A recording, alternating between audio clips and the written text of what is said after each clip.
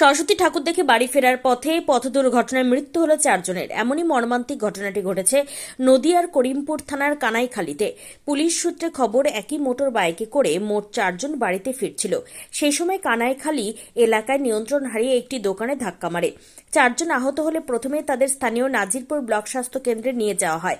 হাসপাতালে নিয়ে গেলে 2 জনকে মৃত বলে ঘোষণা করে কর্তব্যরত চিকিৎসক। অন্য 2 জনের অবস্থার অবনতি হলে 2 জনকে শক্তিনগর জেলা হাসপাতালে স্থানান্তরিত করা হয়। শক্তিনগর হাসপাতালে অন্য 2 জনও মারা যায়।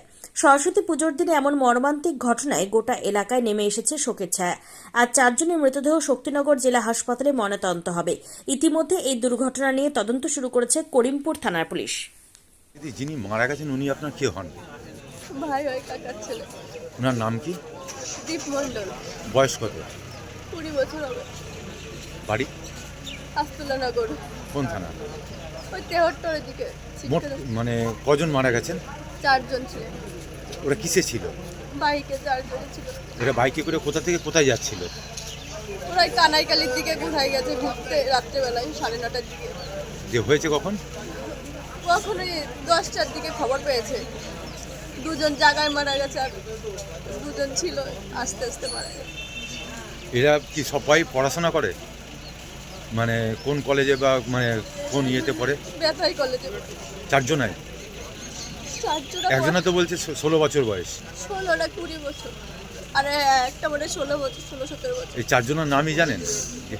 4 জনের নাম বলুন না।